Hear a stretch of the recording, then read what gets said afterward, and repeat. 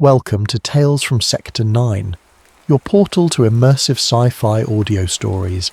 If you enjoy deep space action, rogue AIs, and conspiracy theories, you're in the right place. Tap like and subscribe to keep the adventures coming. Drop a comment and tell us where in the galaxy you're listening from. Now, sit back, relax, and prepare for tonight's story. The Field of Bones. The storm was not a thing of nature. Bob Ungar knew that in his bones, the same way he knew the scent of rain on dry creosote, or the specific heft of a healthy ewe. For 47 years, this piece of New Mexico, 100-odd miles northwest of Roswell, had been his catechism. He'd learned its scriptures of sun and wind, its gospels of drought and flood. He'd seen thunderheads boil up over the Capitan Mountains looking like bruised fists, and he'd seen lightning so fierce it turned the night to a photographer's flashbulb, freezing screaming coyotes in stark white relief. This was different. This was a wall, a solid phosphorescent rampart of cloud that climbed to the edge of space, churning not with the familiar grey-black of a squall line, but with a sullen internal luminescence, a sick green-violet glow like deep-sea decay. And the lightning. Dear God, the lightning! It wasn't the familiar frantic scribble of bolt to ground. Instead, a forest of incandescent pillars pulsed within the cloud wall, striking the same patch of empty desert again and again, a relentless, silent bombardment. "Never seen the like," he muttered, his voice a low rumble against the screen door of his small adobe ranch house. Inside, his wife Ellie moved with the quiet efficiency of a woman long accustomed to the whims of the land and the man who worked it. "It's way off yet, Bob," she said, her voice a soothing counterpoint to the eerie spectacle. "Come in from the door." He didn't move. He was watching his sheep, a nervous white smudge in the distance, already beginning to bunch and mill. He'd lose some tonight. He always did in a bad storm. They'd panic, run for the fences, and the ones at the bottom of the pile would smother in the mud in their own woolly terror. He pitied the poor, dumb things. 100 miles ain't nothing for a storm this size, he finally answered, turning from the door. The air in the house was thick with the smell of coffee and the day's heat. His children, 12-year-old Mary and 8-year-old Billy, were playing quietly with a checkerboard on the floor, their faces reflecting the strange coloured light from the windows. Later, after a sparse supper of beans and bacon, the storm still hadn't broken, but the sky had grown more menacing. The unnatural glow pulsed, casting long dancing shadows. The radio crackled with reports of tornadoes near Caprock, but the announcer's voice was a flimsy thing against the sheer presence of the sky. It was Mary who saw it first. "Daddy, look! A star fell!" Bob and Ellie went to the window. It wasn't a star. It was a large, intensely glowing object, perfectly round, that had detached itself from the storm wall and was now gliding toward them with an unnerving silence. It moved with a serene, purposeful grace that was utterly alien to the bucking, roaring mechanics of an airplane. It was too fast for a blimp, too slow for a meteor. It simply arrived. As it passed over Roswell, miles to the southeast, it was a brief, unremarked-upon spectacle for a couple sitting on their porch. Here, in the vast, empty basin of the high desert, it was the only thing in the universe. Beneath its silent, thin blue light, the world seemed to hold its breath. The cicadas stopped their nightly chorus. The ever-present wind died. Even the dust seemed to settle. In the house, the children stopped their game. Billy, his face solemn, looked at his father. "They found us," he whispered, a statement of such profound certainty that a cold knot formed in Bob's stomach. The object was closer now, huge, its light flooding the small house, painting everything in shades of sapphire and steel. It wasn't a searching beam. The light seemed to radiate from the very material of the craft itself, a solid, glowing presence that bleached the colour from the familiar patterns on their curtains and plates. And with the light came a sound, Not a roar or an engine's whine, but a high-frequency buzz that vibrated in their teeth and resonated deep in their chests. Bob felt a strange tingling sensation crawl over his skin, his heart beginning to thunder in his ears. A burning plane, he thought, a desperate grasp for a rational explanation. It's coming down on the house.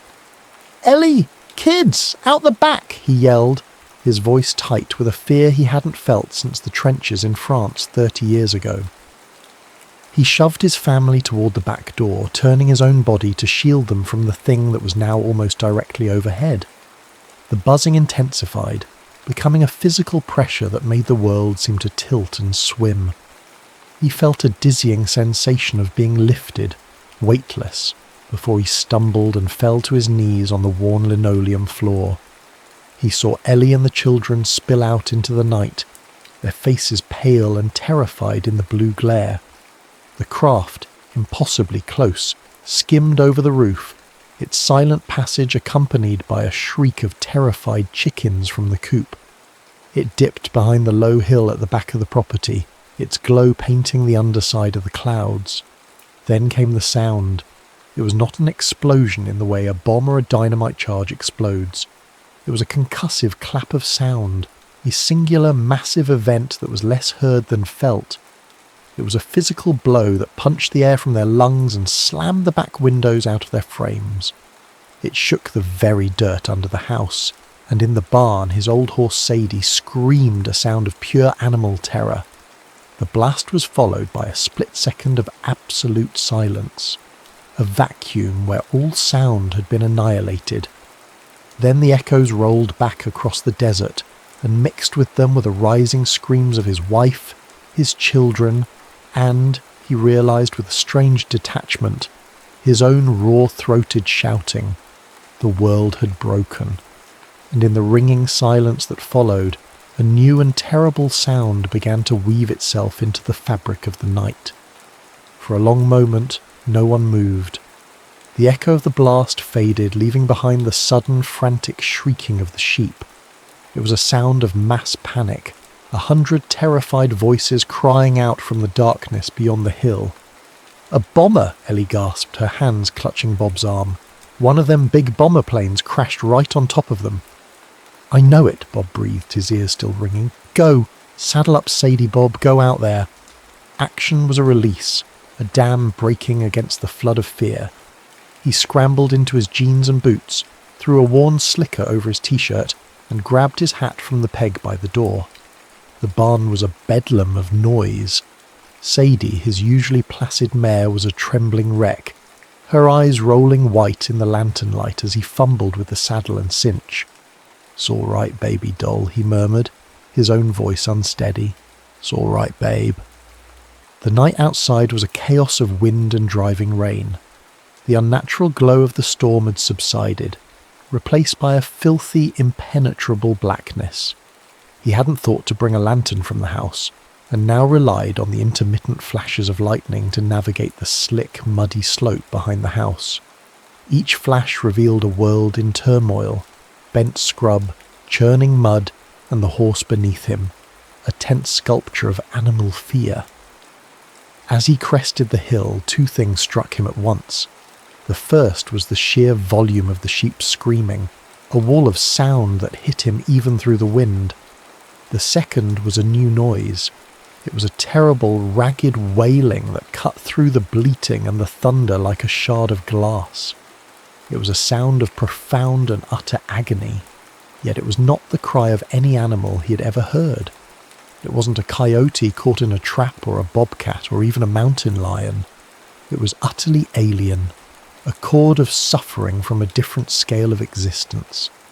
Sadie felt it too. Her nostrils flared, she tossed her head, and her body went rigid beneath him. Then, with a grunt of explosive terror, she bucked. It was not a playful kick, it was a violent, desperate attempt to flee the sound. Bob, caught completely off guard by his docile mare, was launched sideways from the saddle. He landed hard in the slick mud, his jaw snapping shut with a painful crack that sent stars popping behind his eyes. Before he could even curse, Sadie was gone, galloping wildly back toward the relative safety of the barn, her hoofbeats a frantic clatter against the storm. Bob lay there for a moment, the cold mud seeping into his clothes, the rain plastering his hair to his skull. The wailing continued, a ghastly solo against the chorus of the storm and the terrified sheep. It was a sound that seemed to scrape at the inside of his soul. He pushed himself up, his ankle twisting painfully, and hobbled back down the hill after his horse, defeated not by the storm but by a sound. He burst back into the kitchen a half-hour later, soaked and shivering, and went directly to the gun cabinet, pulling out his heavy 12-gauge shotgun. "Bob," Ellie cried, grabbing his shoulder. "Something's out there, honey," he gasped, fumbling to break the action and slot 2 heavy lead slugs into the chambers. What, a coyote? No coyote ever sounded like that. It scared Sadie so bad she bucked me off. As if on cue, there was a lull in the wind, and the sound drifted down to the house, clearer this time, impossibly sorrowful. Ellie stifled a scream and grabbed him tighter, as the children, awake again, came rushing from their room, their faces pale with fear. The family huddled together in the kitchen, the blue-black steel of the shotgun the only solid, comforting thing in a world that had suddenly become thin and terrifying. "Is it a man?" Ellie whispered, her voice trembling. Bob held her, his mind racing. Could a human being make a sound like that? Even a flyer, burned and broken in a crash? He didn't think so. The sound was too raw, too large. It seemed to contain a sorrow too vast for one man to hold. He thought of his duty, of a poor soul perhaps dying alone in the rain just over the hill. A profound sense of shame washed over him, cold and bitter. He was a man, and he was letting fear keep him by the stove while another might need his help. But he didn't move. He couldn't. That sound pinned him to the floor of his own kitchen. Over the next hour, as the storm raged and then slowly grumbled its way east, the terrible cries gradually weakened. They became less frequent, more ragged, until finally they faded away into the soughing of the wind and the whimpering of the sheep. The family stayed in the kitchen, huddled together, until the first hint of grey lightened the eastern sky. Bob Ungar, a man who had faced German machine guns and the unforgiving cruelty of the desert, had been defeated by a ghost. He didn't know it then, but the shame of that night would haunt him far longer than the memory of the sound itself. As the dawn broke, quiet and clean, he felt a grim resolve harden within him. He would see what lay over that hill. He had to. The light of morning was thin and sharp, stripping the landscape of its nighttime terrors and revealing a world washed clean but deeply altered. Bob moved through the quiet house, a ghost in his own life. Ellie and the children were still asleep, huddled together on the living room couch, their faces soft in the pale light. He felt a surge of love for them so fierce it was almost painful, a feeling sharpened by the guilt of his inaction. He was a sheepman, a protector, and last night he had hidden behind his own door. He didn't wake them. He cut a thick slab of bread, spread it with grape jelly and washed it down with deep draughts of cool water from the pump. He needed to see what was in the pasture. He needed to face what he had run from. In the barn, Sadie looked at him with a sad, accusing eye, still wearing her saddle and bridle from the night before. Any other day, the sight would have filled him with self-loathing. No real stockman leaves a horse tacked up overnight. But today, there was no time. He mumbled an apology into her ear, swung himself up, and guided her back toward the hill. His flock was huddled in a shallow draw where he'd moved them to shelter from the storm. They were alive, grazing now, though still unnerved. As he drew closer, Sadie suddenly reared, her front hooves stomping at something on the ground. Bob thought it was a rattlesnake and let her have her way for a moment before realizing the thing she was trampling into the mud was no reptile. He backed her off, dismounted, and peered down. It looked like a thick belt of black woven webbing. He picked it up. The material was bizarre. It felt like burned plastic, but it was floppy and had no discernible weight. You closed your eyes, you could feel its texture, but it seemed to displace no mass in your hand. He tried to tear it. It was tougher than leather. When he tried to tie the strap behind his saddle, Sadie screamed and bolted as if he'd touched her with a hot branding iron. The fear was so absolute, so primal, that it infected the sheep who began to stampede away from the object. He pulled the thing off the horse's back and threw it as far as he could. The animals calmed, but gave the strange object a wide berth, their fear a tangible force on the morning air. Leaving the strange webbing behind, he rode to the head of the draw and scanned the pastures. In the distance, on a low rise about a mile away, the morning sun glinted off thousands of tiny points of light. It looked as if a giant had scattered a universe of foil confetti across his land. After a quick breakfast back at the house, he drove his old Jeep out to the site, his kids, Billy and Mary, sitting silent and wide-eyed beside him. Ellie had wanted to keep them back, but Bob knew they had to see this. The world had changed last night, and they needed to see the evidence of it. The field was breathtaking. It was a long, fan-shaped swathe of debris, as if something had come skidding in from the southeast and disintegrated. He stopped the Jeep, and they all climbed out into a profound, unnerving silence. There were no birds, no insects buzzed in the morning heat. The world was holding its breath. He picked up a piece of the metallic foil. It was thinner than cellophane, impossibly light, yet he couldn't tear it or even scratch it when he beat it between two rocks. Mary giggled, crumpling a piece into a tiny ball no bigger than a pill. When she opened her hand, it instantly bounced back to its original shape without a single crease. Then they found the beams. They were small, T-shaped and I-shaped spars, looking for all the world like balsa wood. But when he tried to dent one with his fingernail, it was as hard as steel. The surfaces of these beams were covered in rows of tiny, violet-coloured glyphs, a form of writing he'd never seen before. Not English, not Spanish, not even the strange symbols he'd seen on Japanese souvenirs from the war. Mary found something else, pieces of a waxy, parchment-like material.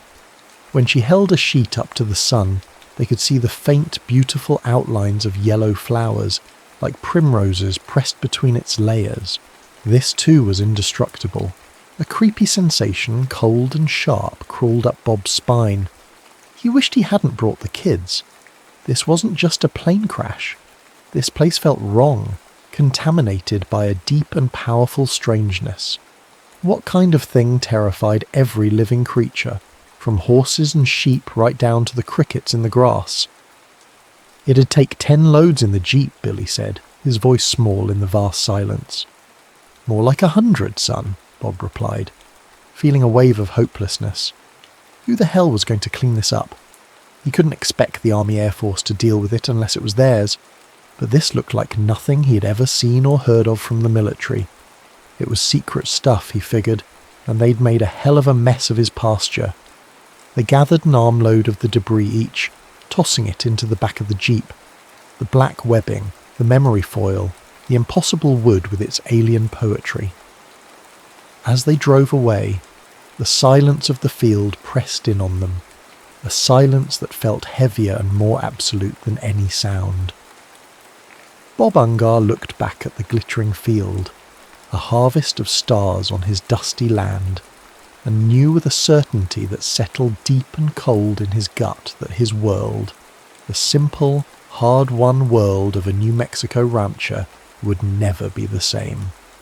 The sky had fallen, and this was what it had left behind. For 3 days the sky over Bob Ungar's ranch remained empty. The silence in the debris field was absolute, a pocket of dead air in the living desert.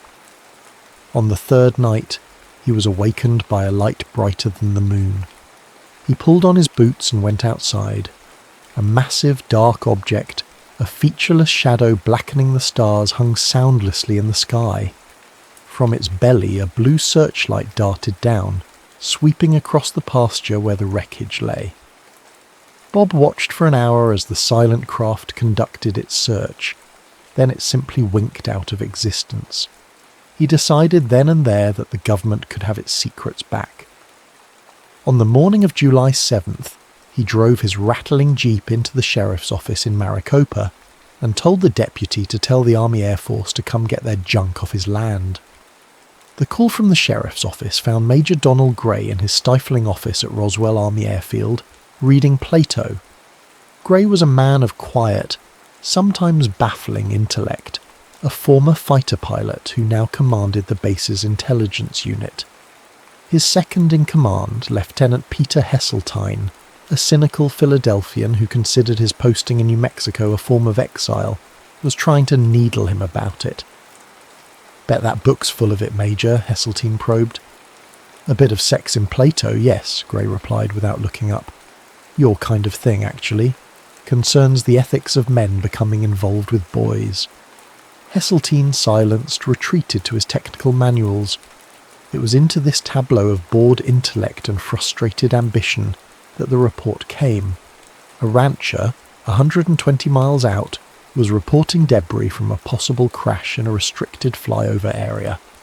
"Stray weather balloon," Heseltine declared, wanting nothing more than to preserve his evening, which held the promise of a date with a WAF captain at the Nixon bar. But Gray, his instincts pricked by the location and the oddity of the report, insisted on investigating immediately. "This is an all-nighter," he announced, pulling in a grim-faced counterintelligence man named Walters for good measure. Their journey out to the Ungar ranch was a descent into another world. They left the familiar grid of Roswell behind, plunging into a vast, empty landscape of shimmering heat and relentless dust. The staff car bounced along a miserable track that was more suggestion than road, forcing them to stop and open 16 different gates along the way. "The cattle guard hasn't been invented yet in New Mexico," Heseltine grumbled. They arrived at dusk to a humble adobe house that seemed to have grown from the earth itself. Ellie Ungar met them at the door, her face wary at the sight of their crisp uniforms, her initial fragility belying a flashing strength in her eyes that Gray found both admirable and unsettling. Bob Ungar himself was already there, having beaten them back via a shorter, rougher road. He loomed in the doorway, a tall Lincoln-esque figure who moved with the quiet authority of a man who owned his own world, however small. Over a sparse meal of beans and coffee, a meal Gray knew had been stretched to feed them, Bob placed a few pieces of the wreckage on the oilcloth-covered table. It was just scraps of tinfoil. Gray felt a flush of anger, thinking they'd been dragged all this way for a burst weather balloon. Then Walters, the CIC man, took a piece. He crushed it into a tight ball in his fist and placed it on the table. To Gray's astonishment, it silently, smoothly unfolded itself, returning to its original shape without a single crease. "You can't burn it or tear it," Bob said calmly. "Couldn't put a bullet through it either." The mood shifted instantly. Outside, under the vast starry sky, Walters' voice was low and urgent. "What the hell is this stuff?" "I've never seen anything like it," Gray admitted. "And the rancher mentioned a blimp with a searchlight," Walters pressed. "A Russian spy blimp? Incredibly tough goldbeater skin, low and slow, all the way from Russia, after the 509th. The implication was terrifying. The 509th Bombardment Group at Roswell was the only atomic bomber force in the world. A successful attack would be a catastrophe beyond imagining. That night, the 4 soldiers stood watch in 2-hour shifts, the weight of national security settling upon the small, isolated ranch house. Gray took a post-midnight watch, the silence of the desert broken only by the rustles of unseen animals. Then, at 3:15 a.m., the sound came again. It was the same ragged, agonized wailing Bob had described. It cut through the night, a blade of pure, inhuman sorrow that froze the blood. Gray felt a primal fear unlike any he had ever known. Walters and Heseltine came pouring out of the house, their faces stark white in the faint starlight. Bob Ungar stood beside them, still and rigid. "I heard it right after the crash," he whispered, his voice shaking. "Lived here all my life, and I never heard anything like it before."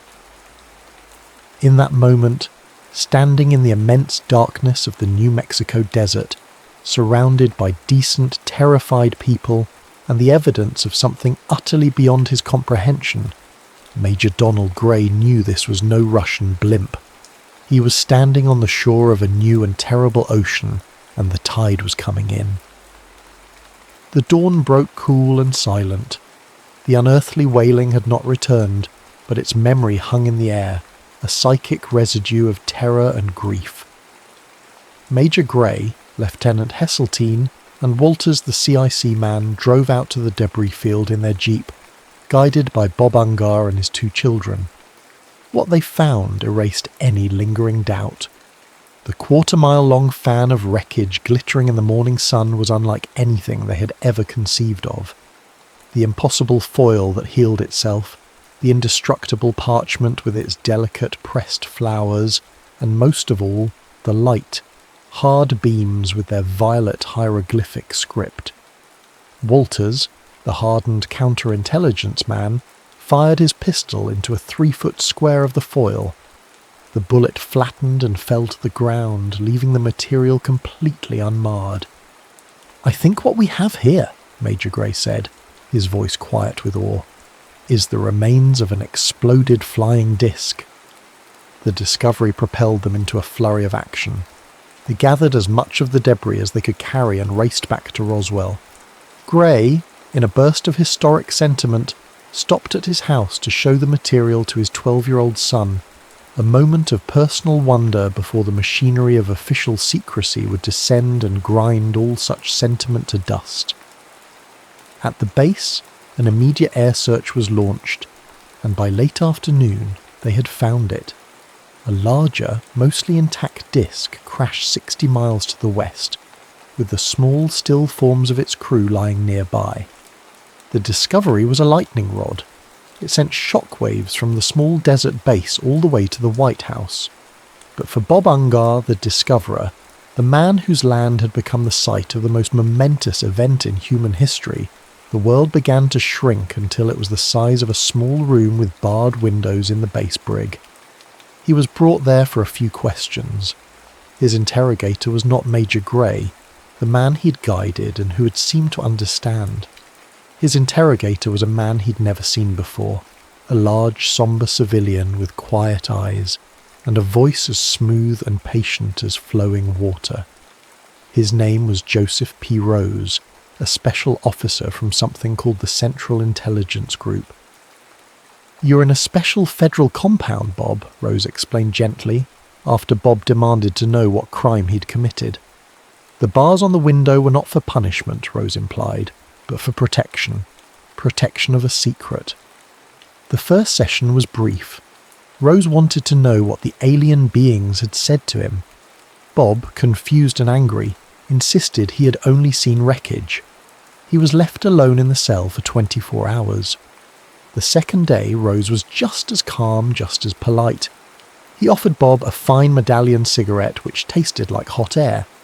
"Sir," Rose said, his voice full of regret, "you're going to have to change your story for the press. You have to tell the truth." "I did tell the truth," Bob exploded, the injustice of it a hot knot in his chest. "The truth," Rose continued as if Bob hadn't spoken, "is you found a weather balloon and pretended it was a flying disc, for the fun of gaining publicity." The absurdity was a physical blow. "Them officers wrote the story. I hardly even mentioned it."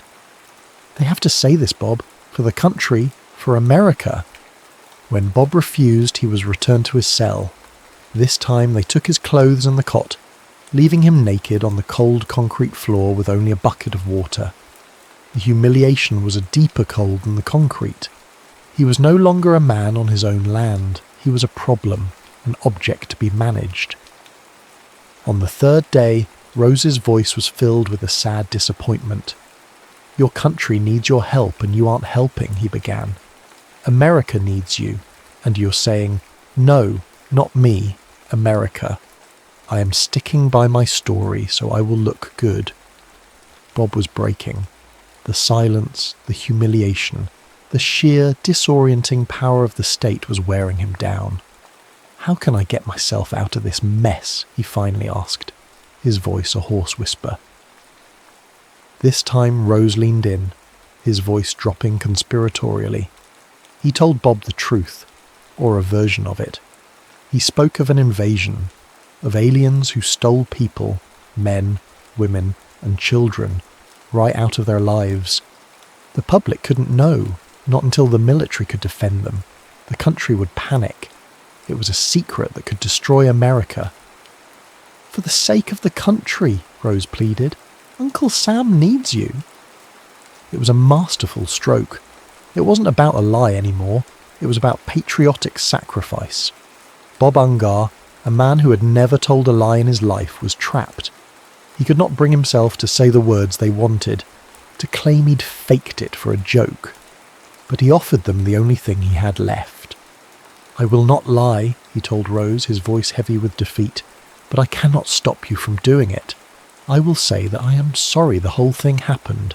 I'll say that, and you can make it look like what you want. And so they did.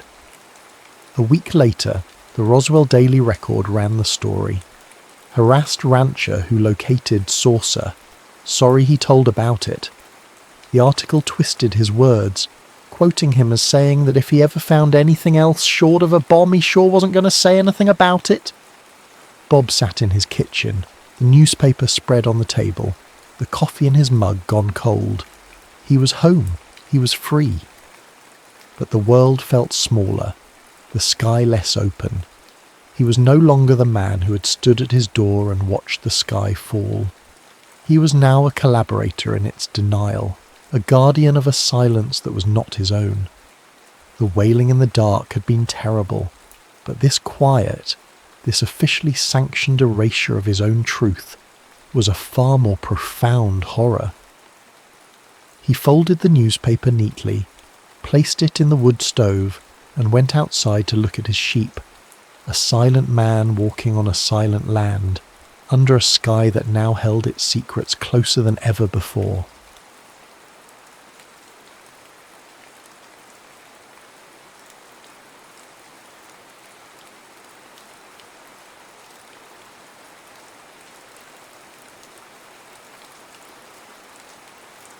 Captain Jesse Horton stood outside the domed city of Vintar Prime, watching as the black horizon of the Martian night glowed with pulse lights from the newly completed wormhole linear accelerator.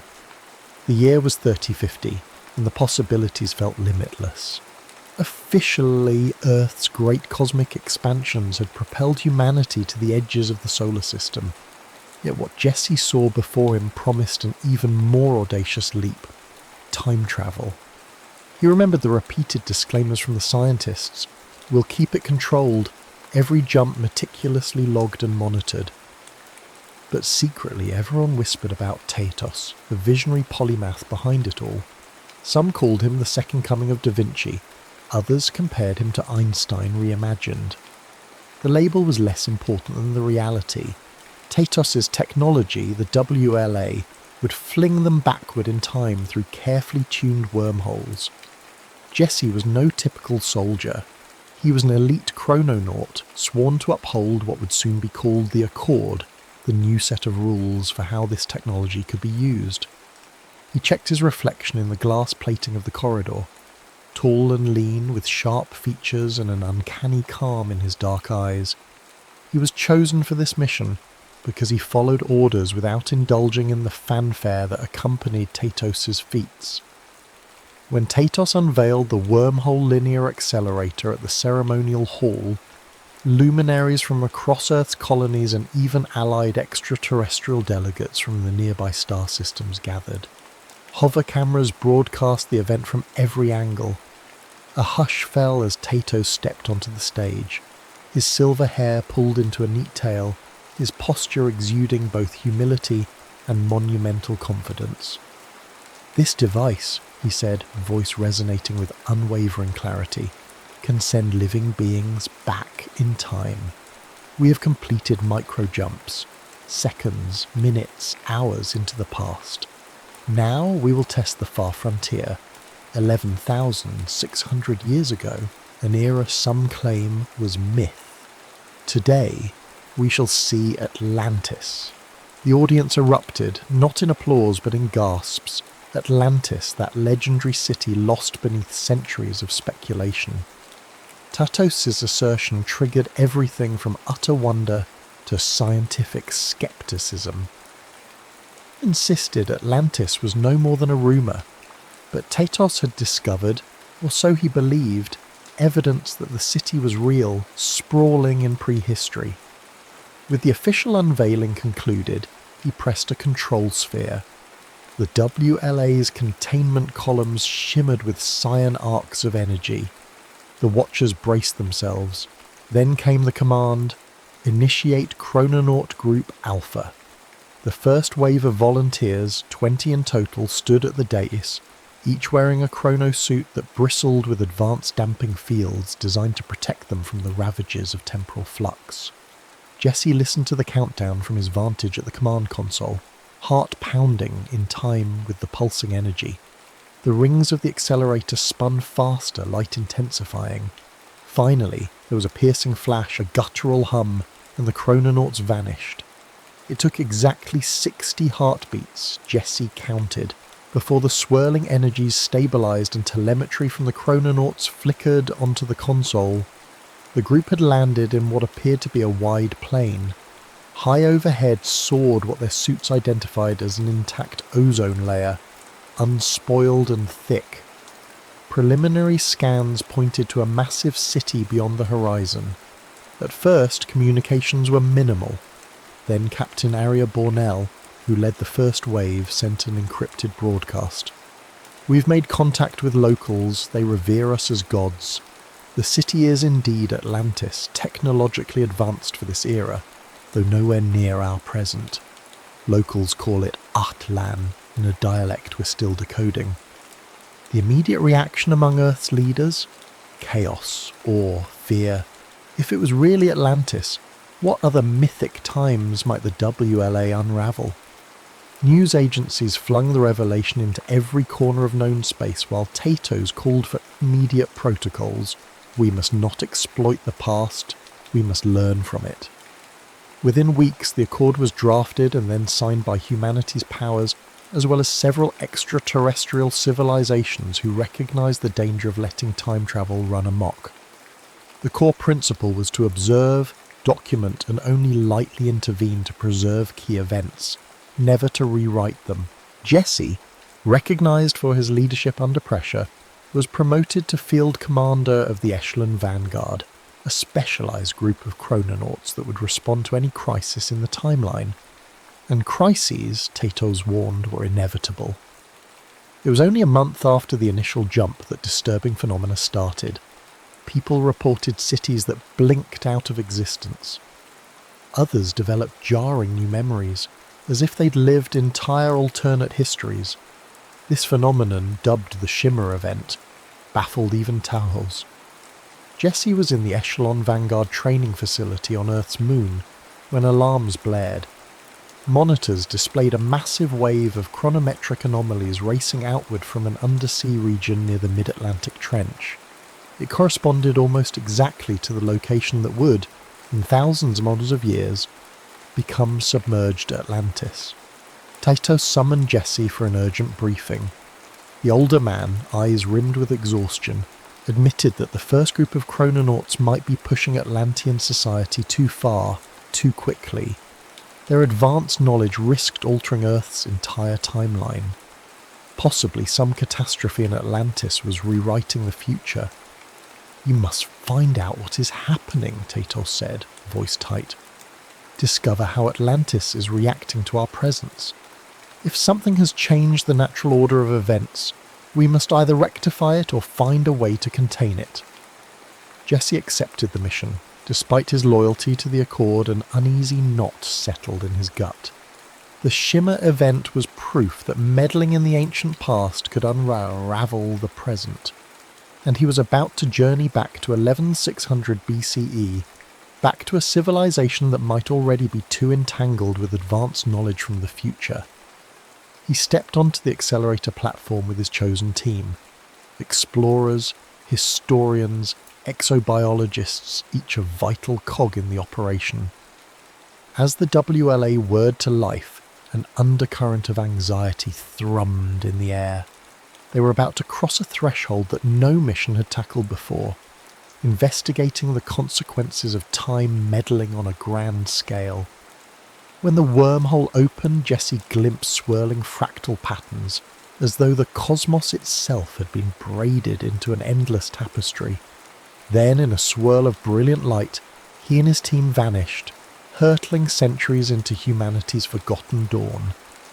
Unbeknownst to them, these first steps into ancient Atlantis would trigger a series of fateful events, culminating in a conflict that might extend far beyond Earth.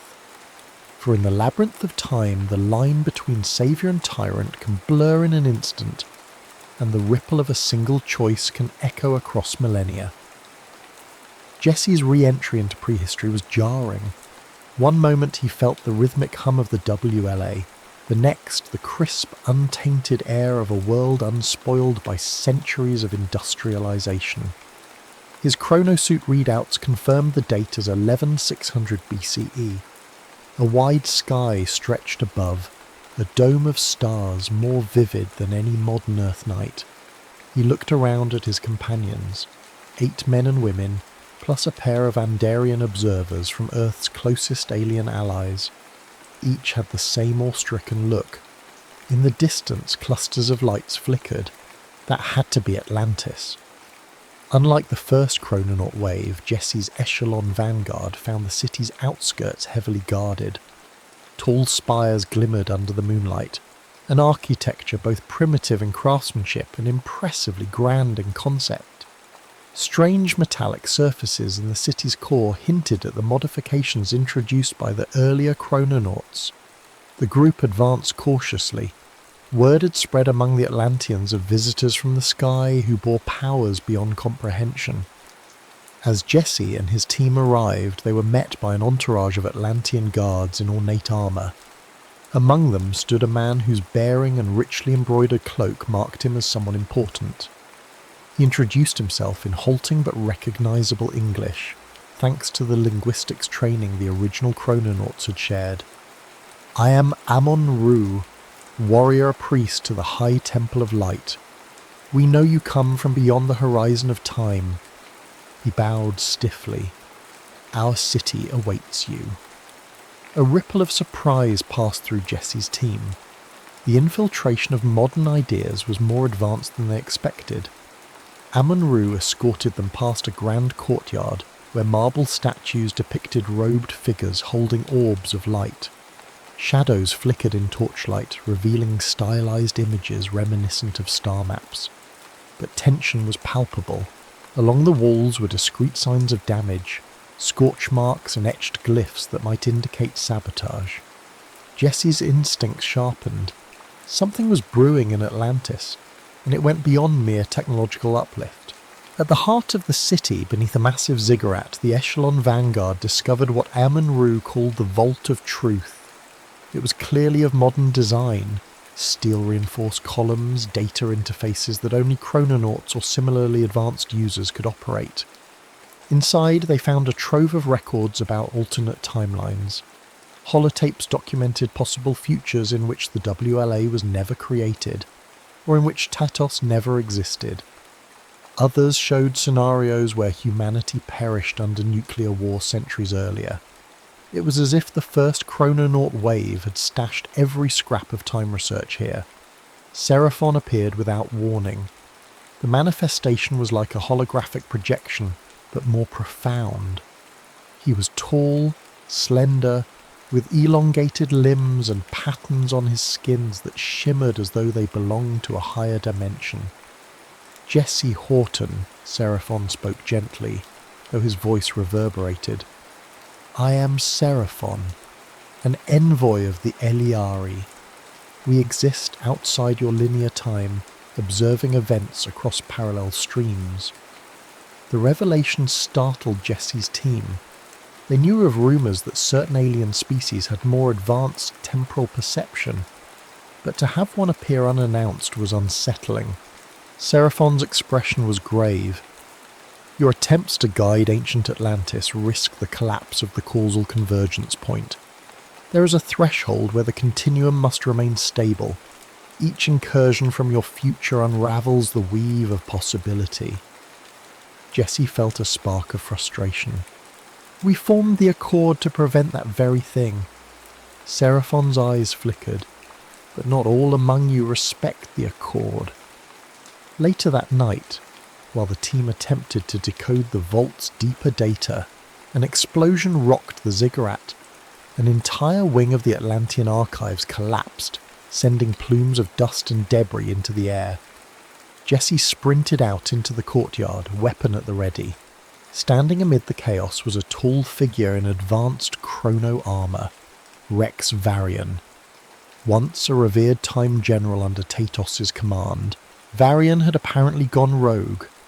Even from a distance, Jesse recognised the symbol on Varian's pauldron, a stylized Ouroboros, the serpent devouring its own tail.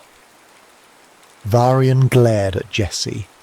We wasted time with Tatos' naive guidelines. History isn't meant to be observed.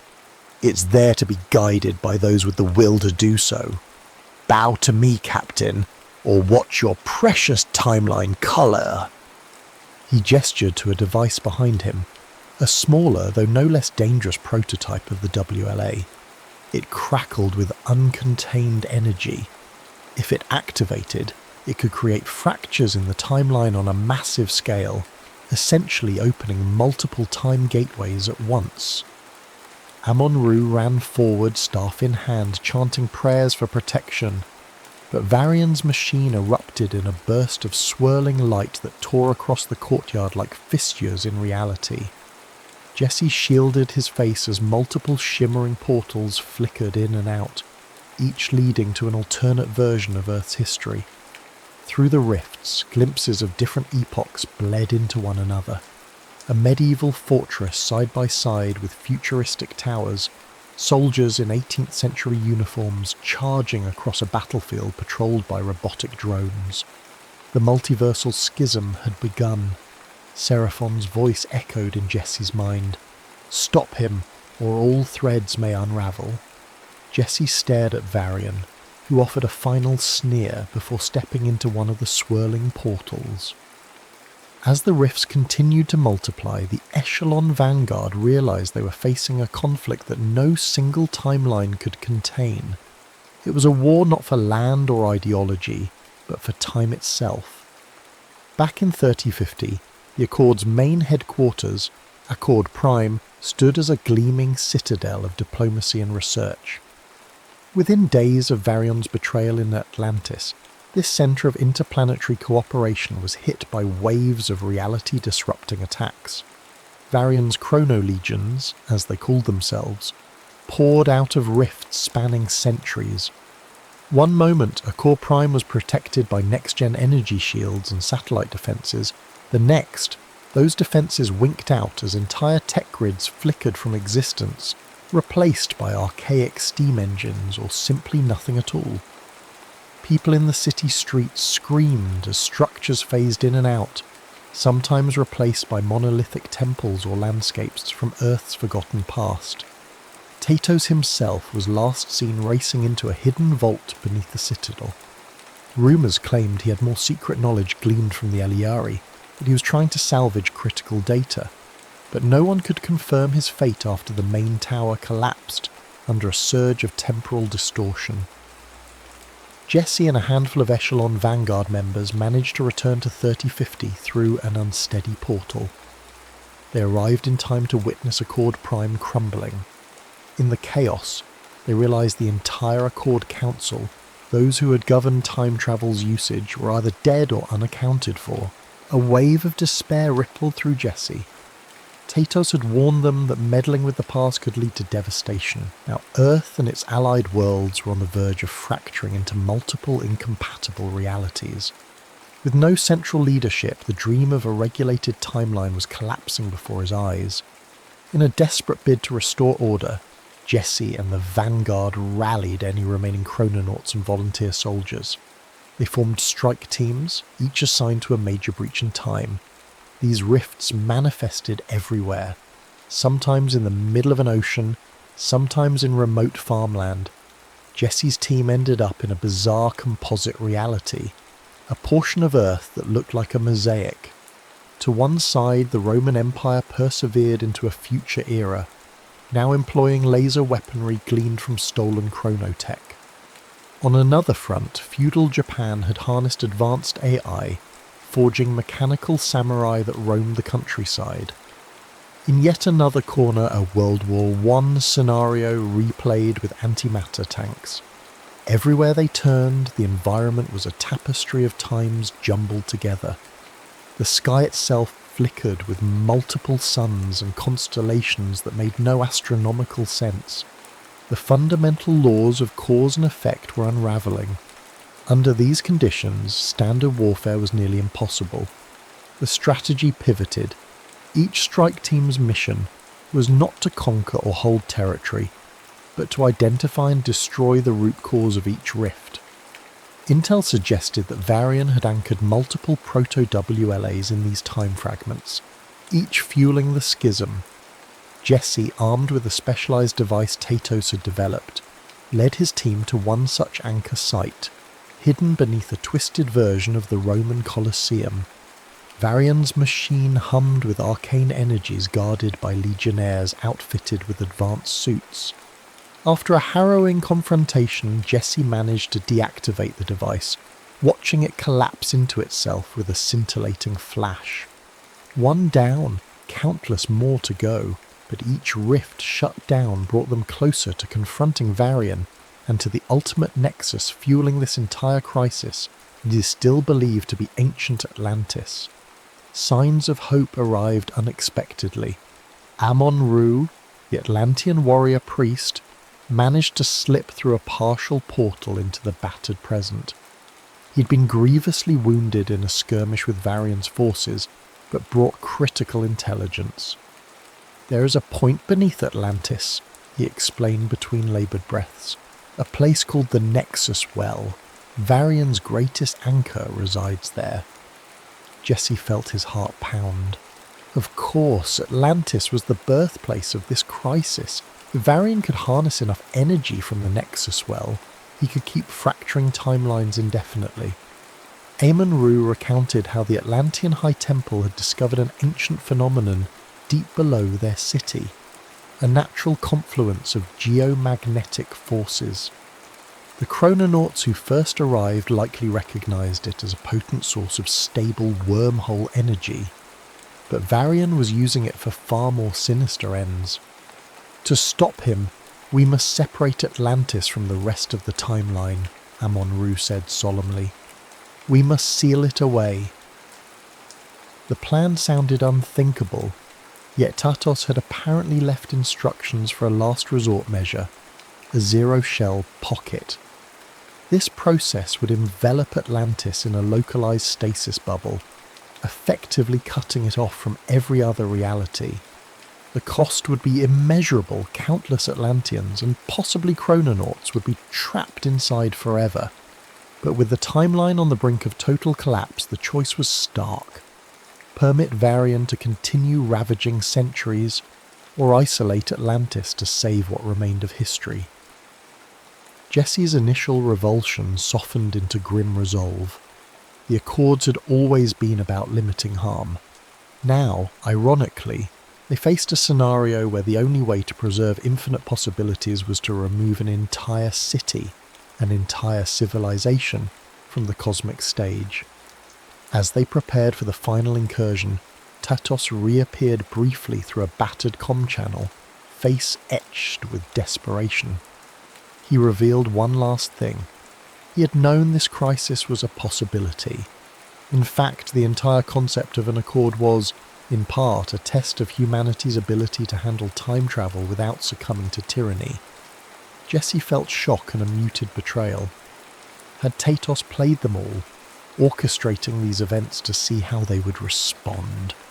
The why might remain elusive. All Jesse knew was that Varian had to be stopped, and that Tatos's cryptic designs had placed them on this collision course with destiny. No matter the final outcome, the Great Lockdown beckoned, a last stand in the swirling labyrinth of times. And so, with the battered remains of the Vanguard at his side, Jesse readied himself for the fight that would determine the fate of every past, present and future that ever was or ever could be. In the bleak aftermath of so many lost souls and truncated timelines, Jesse led his combined forces, Echelon Vanguard, Amon-Ru's Atlantean warriors, and a handful of reformed chrononaut rebels, down into the heart of Atlantis. The subterranean complex called the Nexus Well was a marvel of swirling energies. Varian had constructed a labyrinth of corridors lined with shimmering panels that pulsed with temporal energy. As Jesse navigated the corridors, Seraphon once again appeared, this time more corporeal, his luminous aura crackling with tension. Time is short. Each moment we remain here, the rifts expand. They pushed deeper until they reached a central chamber, dominated by concentric rings of glyph-covered stone, glowing with an otherworldly brilliance. Tatos stood near the centre, battered and weary. How he managed to slip back into ancient Atlantis, none of them knew. His eyes were sunken, but they burned with an intense clarity. "Tatos," Jesse began, voice echoing in the cavern, "why didn't you warn us this was possible? You've brought us to the edge of oblivion." A strange calm graced Tatos's features. "I was warned long ago by a being much like Seraphon. The Eliari told me I was a temporal anchor. I've lived this same life, this same chain of events, in multiple iterations, always searching for the timeline where humanity ascends without devolving into tyranny." Jesse's stomach clenched. "So this was the test? You used us as pawns?" "I used myself," Tatos corrected. "Every time I'm reborn, I retain fragments of memory.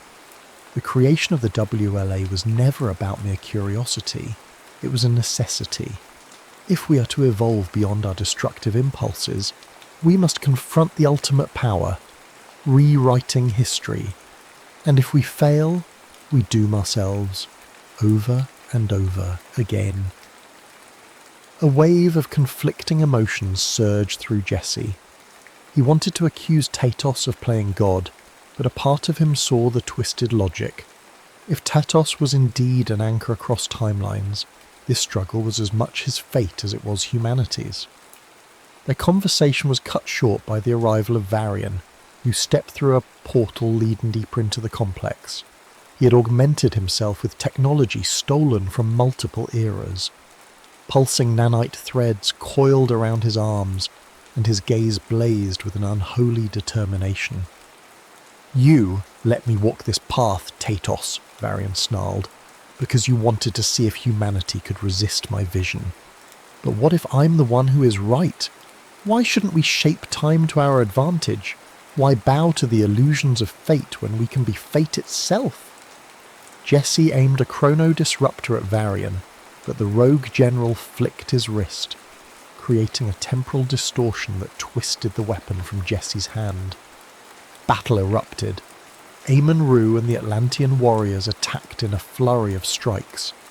Seraphon released bolts of fifth-dimensional energy that crashed against Varian's shield. Amid the chaos, Tatos roared over the clamour. "Jesse! The zero-shell pocket! It must be activated now!" He pointed to a hidden console near the swirling energies.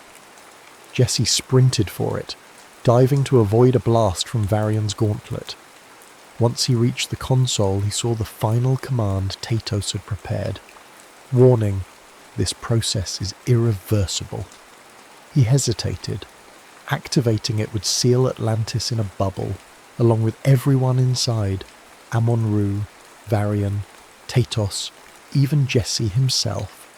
Countless Atlanteans would be cut off from the rest of history, forging a sealed timeline.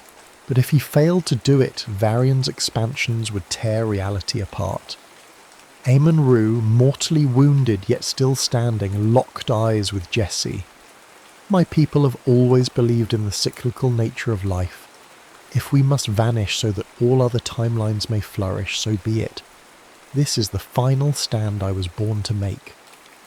Jesse placed his hand on the console, glancing one last time at Varian, who fought tooth and nail to wrench control of the Nexus, and at Tatos, who wore an expression of solemn acceptance. Jesse pressed the activation sequence. A thunderous quake rattled the chamber. The symbols etched into the stone floor glowed, forming a rotating sphere of shimmering translucent energy. Varian howled in rage, trying to escape, but the swirling energies closed in, locking the city in a luminescent barrier.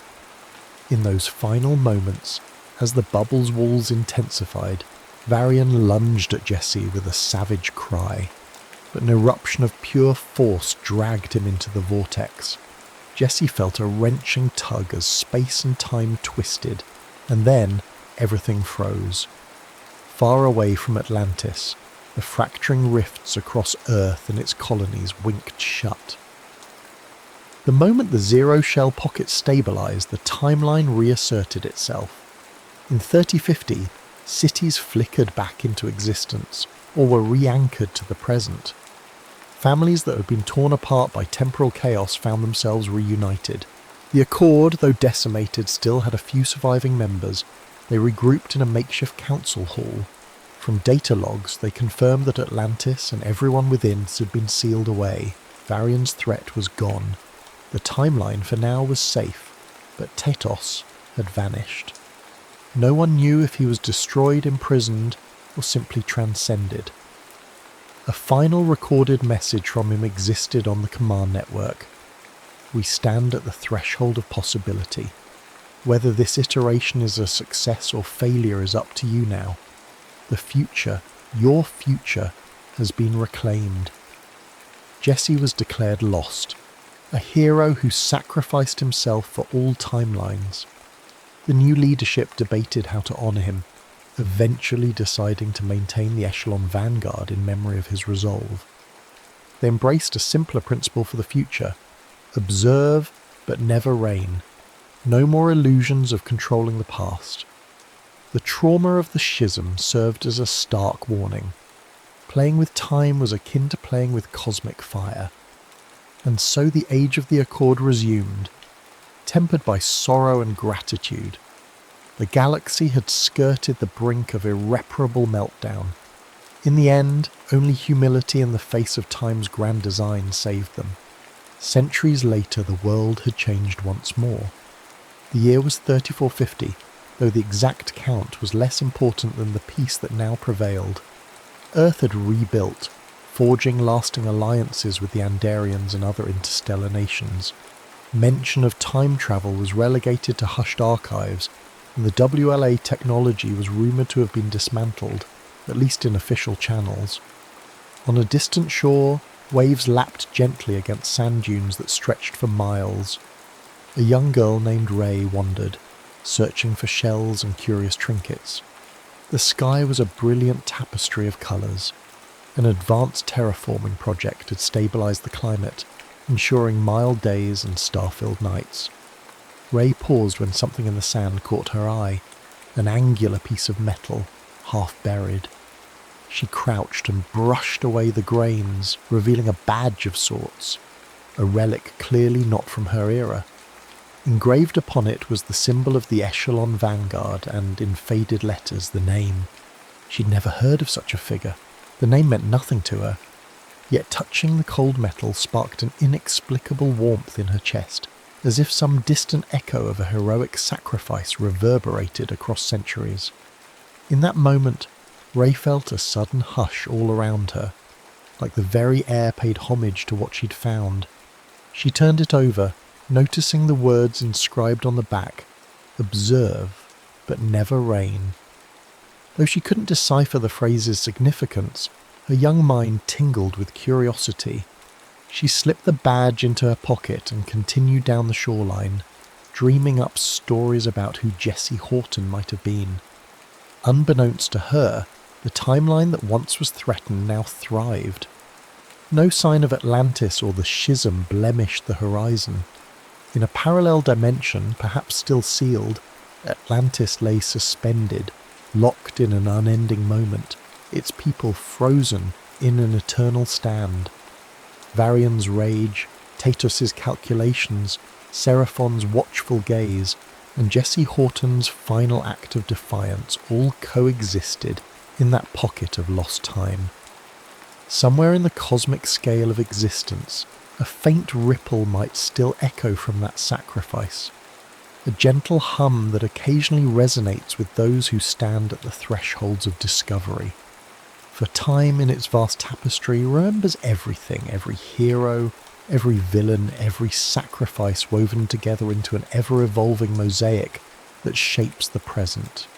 And if you, dear reader, pause to wonder whether echoes of the ancient city might one day return, rest assured, the timeline, like the ocean, keeps its secrets close. Occasionally it may offer a fragment, a badge in the sand, a fleeting vision in a dream, to remind us that in our quest for power, we must always temper ambition with responsibility. For in the end, the tapestry of time is both wondrous and fragile. To tamper with its threads is to hold the fate of countless lives in one's hands. Yet to defend it, to honour the natural course of events, that is the duty of anyone who dares to peer beyond the veil. So wherever in the world you find yourself reading or listening to these words, keep a vigilant heart. Be mindful of those who would seize time as a plaything, and of those who would sacrifice everything to protect it. The Tatos Accord remains, in spirit if not in name, a testament to the balance we must uphold. And that, brave insomniacs, is the story of the Tatos Accord. May it serve as both caution and inspiration for any soul who dreams of shaping destiny. Remember that the mightiest power lies not in conquering the past, but in honouring the present and safeguarding the possibility of tomorrow.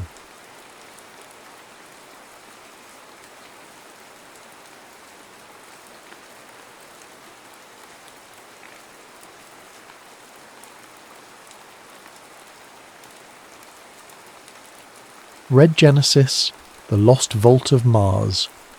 The Ares Vallis stretched before them, a magnificent desolation painted in 1,000 shades of ochre and rust under the thin salmon-pink sky of Mars.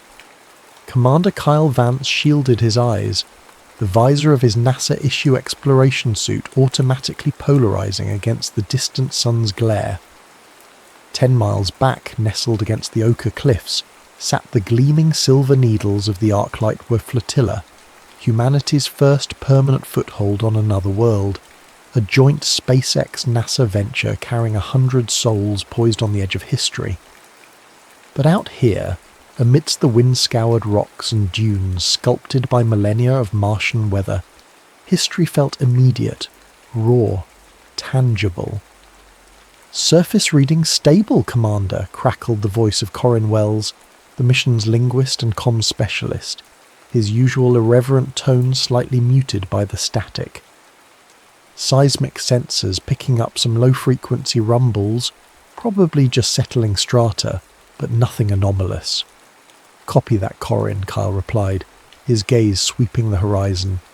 He was a man carved from discipline and experience, an exobiologist by training but a leader by necessity. The ghosts of a past mission, one that hadn't returned intact, shadowed his thoughts even here, light years from Earth. Duty was his anchor. Amir, Sora? Anything on the subsurface scans? Dr. Amir Duran, the geologist whose infectious enthusiasm for ancient rocks rivaled a child's on Christmas morning, knelt beside a stratified outcrop, his gloved hand tracing patterns invisible to the untrained eye. Incredible layering, Kyle. Aeolian deposits, fluvial channels. This valley saw water, real flowing water, for longer than our models predicted. But the ground-penetrating radar, it's odd. Lieutenant Sora Kim, the youngest of the quartet but a prodigy in systems engineering and resonance technology, adjusted the portable GPR unit. Her movements were precise, economical, her quiet intensity a counterpoint to Amir's effervescence. Their significant interference, Commander, a dense mass about 50 meters down, metallic composition, but fractured, almost porous. It's scrambling the deeper signals. She tapped a control on her wrist interface, and the background radiation just ticked up slightly. Not dangerous, but noticeable. Kyle frowned. Anomalies weren't unexpected. Mars was a geological enigma, but scrambled signals and rising radiation hinted at something more complex. He checked the mission chronometer. They had another hour before needing to head back to the long haul, their pressurized rover parked half a mile away. Keep monitoring, Sora. Amir, anything visually distinct about that layer? Before Amir could answer, Corin's voice cut in, sharp with urgency. Commander, base is reporting a sudden intensification of atmospheric particulates southwest quadrant. Wind speeds increasing exponentially. They're calling it a Class 8, potentially 9 dust storm, developing much faster than forecast. ETA, 15 minutes. A chill, colder than the Martian air, snaked down Kyle's spine. Class 9 was unheard of, a planet-enveloping monster capable of blinding sensors, shredding equipment and lasting for weeks. 15 minutes? They wouldn't even make it back to the rover. All personnel, immediate recall to the long haul, double time, Kyle commanded, his voice tight. Corin, maintain comms link with base as long as possible. The sky, moments before a serene canvas, began to curdle.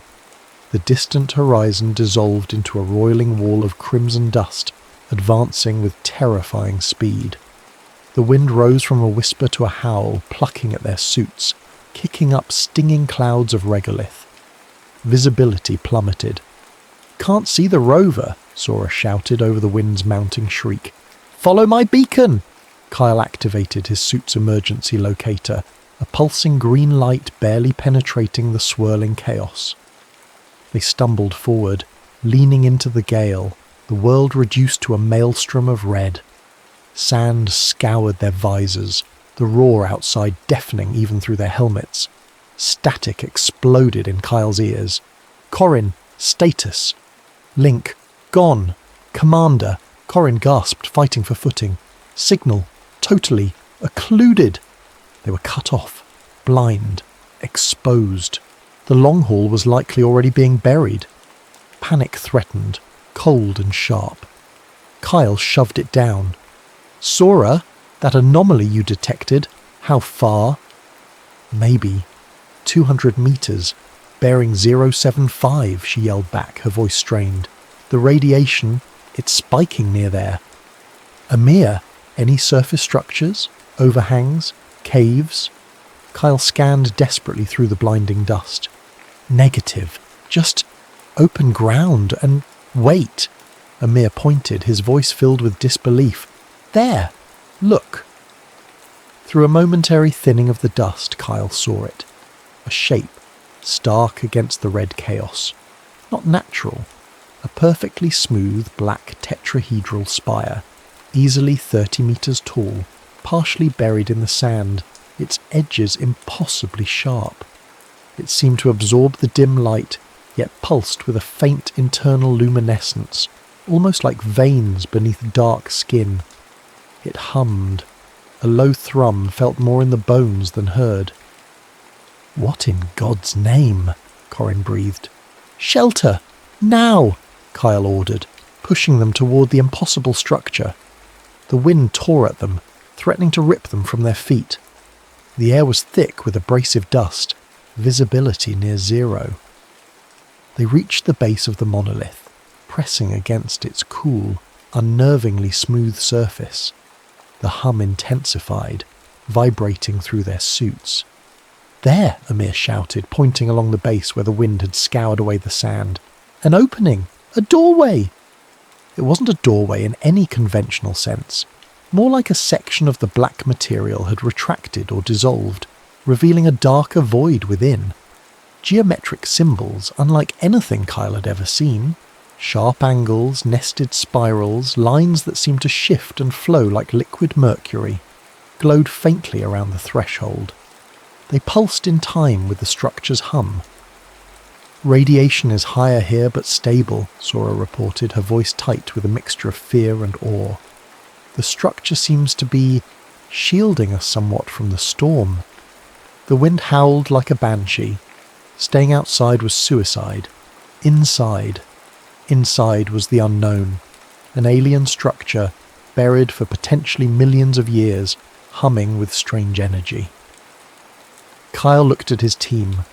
Amir's wide, incredulous eyes, Sora's focused analysis even now, Corin's hand hovering over the sidearm they all carried but had never expected to use. His responsibility weighed heavier than the Martian gravity. "Okay," Kyle said, his voice steady despite the tremor he felt inside. "Sora, take point with the scanner. Amir, stick close. Corin, watch our 6, if 6 even applies in there. Weapons ready, safety's on, we go in, slowly." He took a breath, the recycled air suddenly feeling thin. Stepping across the glowing threshold was like passing through a thin film of energy. The roar of the storm outside instantly muted, replaced by the deep, resonant hum of the structure. They stood in a corridor seemingly carved from the same obsidian material as the exterior. The air was still, cool, and carried a faint metallic tang. Panels along the walls glowed with the same internal light, casting long, eerie shadows. The corridor stretched forward into darkness, the floor sloping gently downwards. The strange, fluid symbols flowed along the walls, pulsing softly. Behind them, the opening remained, a rectangle of swirling crimson fury against the sudden, profound silence. They were inside. They were safe from the storm, but they had just stepped into a mystery far deeper and potentially more dangerous than any Martian tempest. The Vault of Tharis had claimed them. The silence was immense, broken only by the thrumming resonance that seemed to emanate from the very fabric of the structure and the amplified sounds of their own breathing within their helmets. The corridor descended, its obsidian walls swallowing the beams of their helmet lamps almost greedily. The geometric symbols flowed alongside them, shifting subtly, rearranging themselves as if reacting to their presence. "These glyphs," Corin murmured, running a gloved hand near but not touching, a particularly intricate spiral. "They're not static. They resemble complex circuit diagrams, but also language, syntactic structures. See the repetition, the modifiers." Even in the face of the utterly alien, his linguist's mind was dissecting, analysing. "It's like Egyptian hieroglyphs designed by a quantum physicist." "Energy readings are off the scale," Sora reported, her voice hushed with awe. She gestured with her scanner. "The walls themselves are conducting power, flowing from deeper within, and the air. Trace analysis shows noble gases, argon, neon, but negligible carbon dioxide or oxygen, perfectly sterile, preserved." The corridor opened abruptly into a space so vast it stole their breath. They stood on a balcony, a precipice overlooking an abyss filled with impossible structures. Below them, bathed in the soft internal luminescence radiating from countless panels and glowing lines etched into the architecture, lay a city. An underground metropolis stretching further than their lights could penetrate, descending layer upon layer into the Martian crust. It wasn't built, it was carved. Towers spiraled downwards instead of up.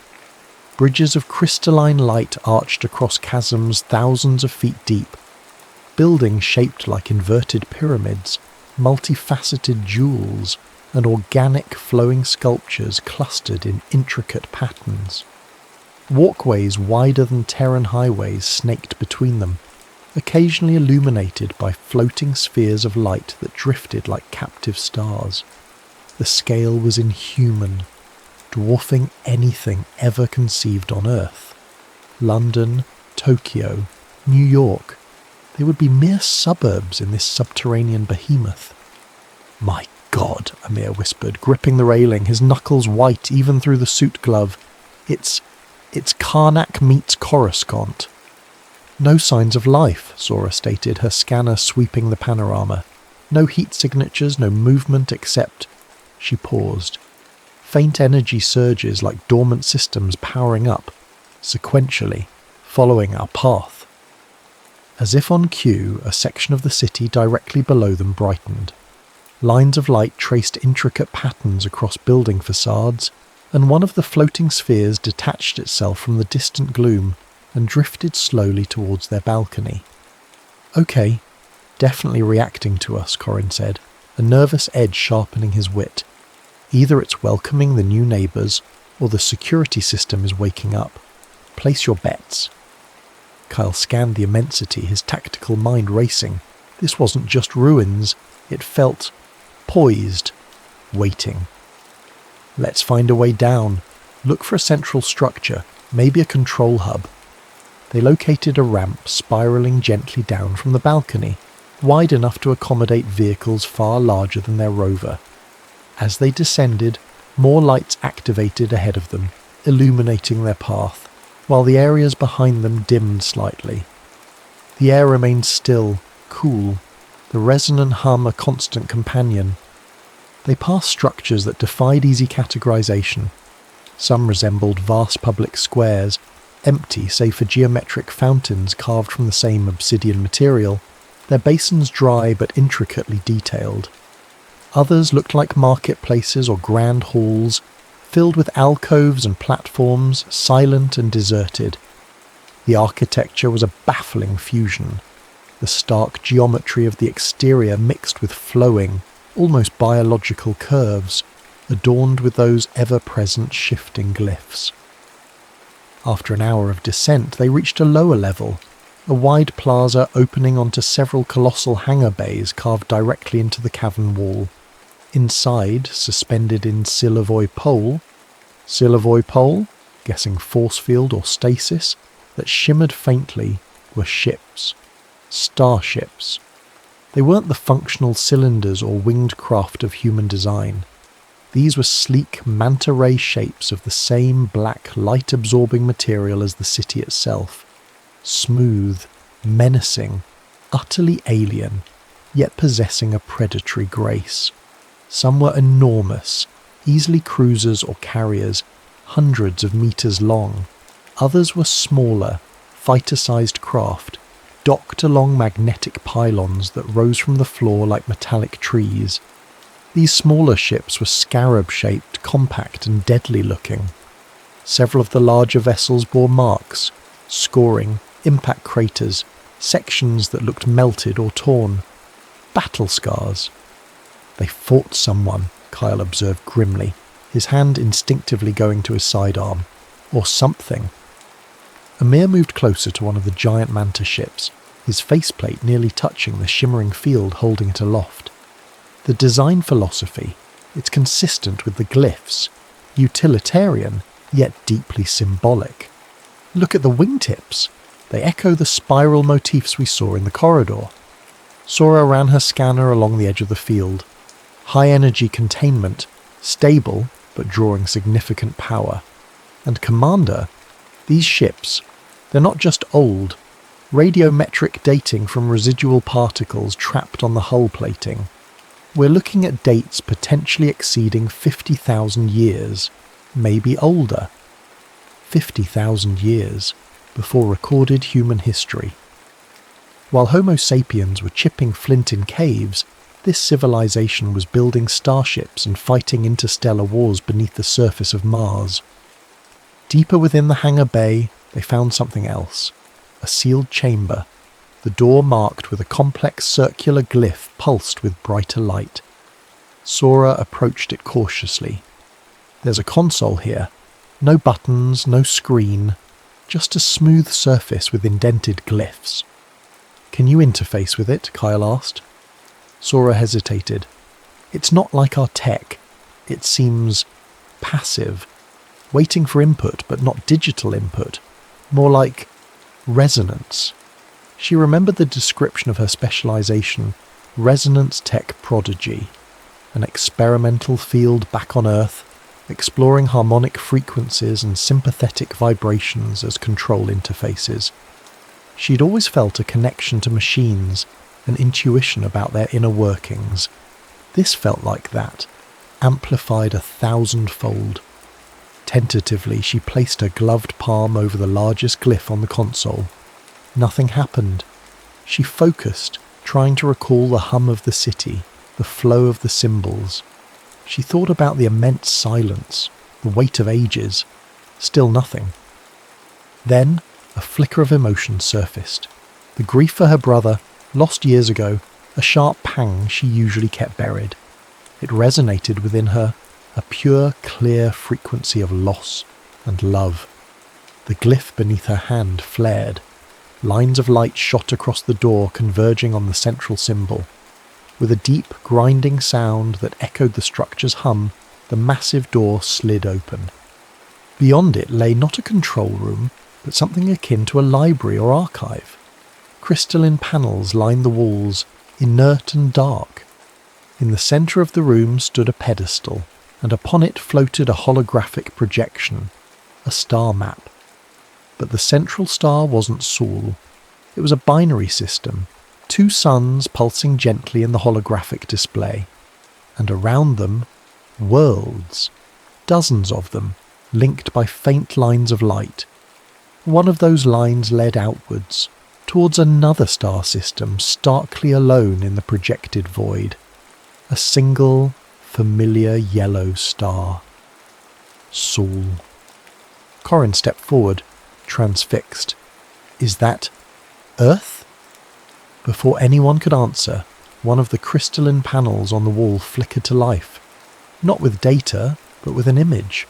A world of lush green jungles and towering bioluminescent trees under a double sunrise.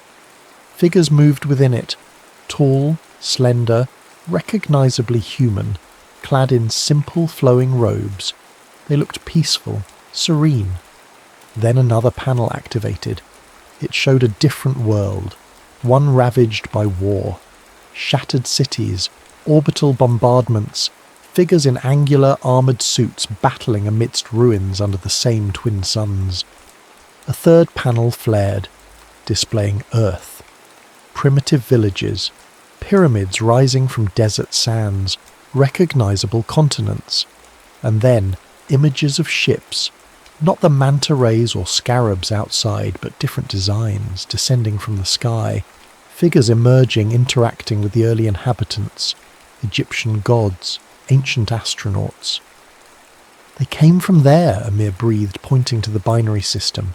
Fled something, a war, and they came here, to Earth, and to Mars. Carl felt the weight of the discovery settle on him. This wasn't just an alien city.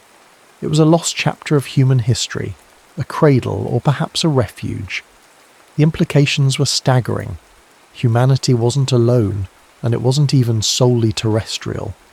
But the evidence of conflict, the damaged ships, the 2 contrasting worlds orbiting the twin suns, this legacy was complex, potentially dangerous. His duty, once confined to his crew and mission, now felt impossibly vast.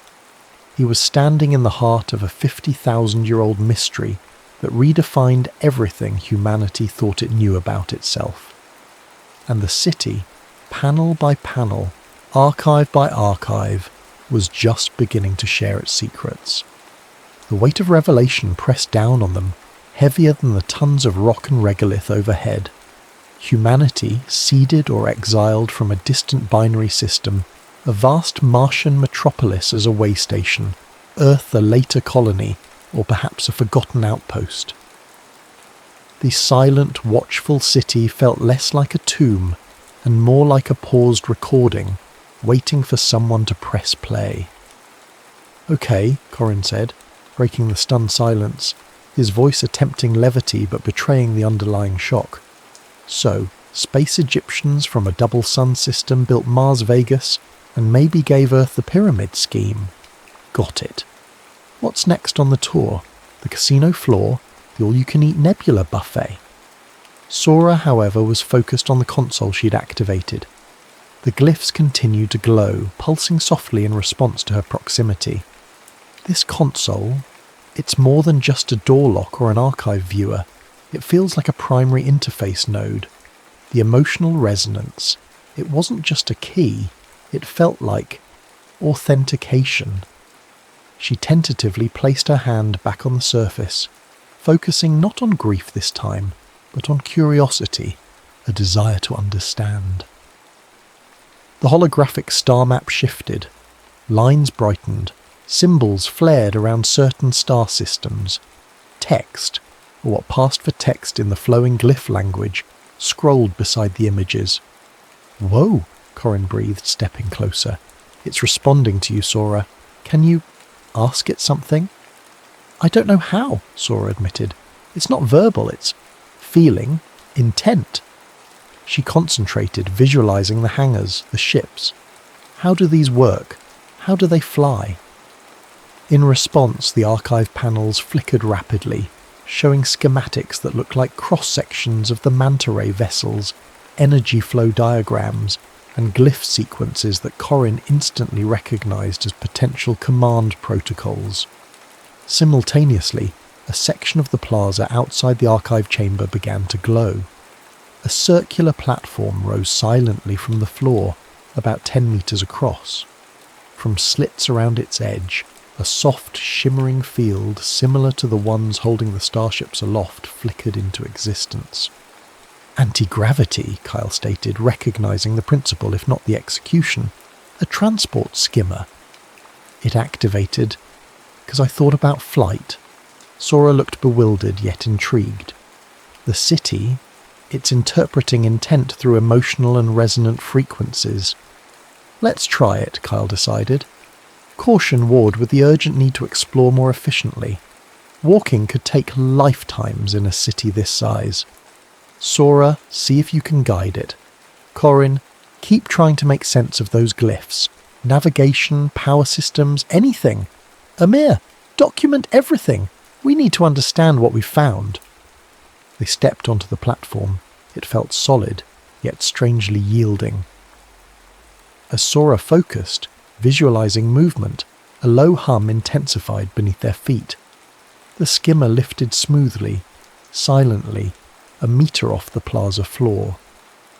With Sora concentrating on direction, visualizing a path forward through the immense cavern, the platform glided forward, accelerating rapidly but smoothly. Flying through the vault of Theris was like soaring through a dream of impossible architecture. They swept past the downward-reaching towers, crossed the silent chasms on bridges of pure light, and peered into vast, empty amphitheatres carved into the rock. The scale remained overwhelming, humbling. Lights continued to pace them, illuminating sectors of the city as they approached, plunging previous areas back into a slumbering twilight. Fountains remained dry, plazas empty, but the feeling of dormant potential was palpable. Picking up multiple larger energy signatures ahead, Sora reported after nearly an hour of travel. Her brow furrowed in concentration as she guided the skimmer. Massive power conduits converging, and chambers, very large chambers. They navigated towards the energy convergence, finding themselves entering a district that felt distinctly different. The architecture was more severe, more utilitarian. Platforms held arrays of unfamiliar devices that looked like weapons emplacements. Complex metallic structures bristling with emitters and lenses. They passed more hangars, these holding only the smaller scarab-shaped fighter drones, nested tightly into magnetic racks that lined the walls like dormant insects. Some of these drones also showed signs of damage, blackened hulls, fractured winglets. Suddenly alarm klaxons, deep and resonant, echoed through the cavern. Red lights began flashing along the walls, bathing the severe architecture in pulsing crimson. Glyphs flashed urgently on nearby panels. "What's happening?" Amir asked, startled. "Multiple systems activating," Sora cried out, the skimmer wobbling slightly as her concentration faltered. Energy spikes across this entire sector. Those fighter racks, they're powering up. Security systems, Kyle surmised grimly. Did activating the skimmer trigger a broader alert? Or maybe accessing the archive, Corin suggested, frantically trying to decipher the flashing glyphs displayed on his wrist-mounted interface, linked wirelessly to Sora's scanner. Whatever it is, the city thinks we're intruders. These symbols, they look like lockdown protocols. Threat assessment. From the hangar walls, several of the Scarab drones detached from their magnetic pylons. Blue energy crackled around their forward emitters. They rose silently into the air, their multifaceted optical sensors focusing on the skimmer. "Evasive maneuvers, Sora!" Kyle barked. Sora reacted instantly, focusing her intent. The skimmer banked sharply, diving towards the intricate cityscape below as bolts of blue energy lanced past them, impacting the cavern wall with explosive force. More drones detached, swarming after them like angry hornets. "They're fast!" Corin yelled, ducking as another energy bolt sizzled overhead. "We need cover, and a defensible position." Kyle scanned the area, his tactical training kicking in. There. That structure. Look shielded, reinforced. Get us inside. He pointed to a squat, bunker-like building nestled between two larger towers, its entrance a heavy, glyph-marked portal currently sealed. Sora drove the skimmer towards it, weaving through architectural projections as energy bolts rained around them. The drones anticipated their movements, boxing them in. "The door's sealed," Amir shouted. "How do we get in?" "Sora, the console interface, can you access the door system from here?" Kyle asked urgently. "Trying." Sora closed her eyes for a moment, ignoring the chaos around them, focusing her will, pushing past the fear. She projected the feeling of sanctuary, necessity, urgency. The skimmer's console pulsed in response. On the bunker door ahead, the glyphs flared. Just as a drone lined up a direct shot, the massive portal slid open. Sora gunned the skimmer through the opening, and the door slammed shut behind them, cutting off the screech of energy fire and the sight of the pursuing drones. They were inside, plunged into near darkness, the only light coming from their suits and the faintly glowing controls of the skimmer. The resonant hum of the city seemed deeper, more ominous here. They found themselves in what looked like an ancient command chamber. Consoles lined the walls, dark save for the emergency red lighting. A large circular platform dominated the centre of the room, covered in dormant glyphs. "Status report," Kyle said, his voice calm despite the adrenaline coursing through him.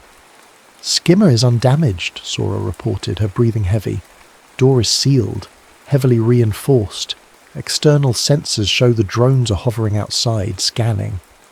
"I think I'm getting somewhere with the language," Corin said, pointing to his display.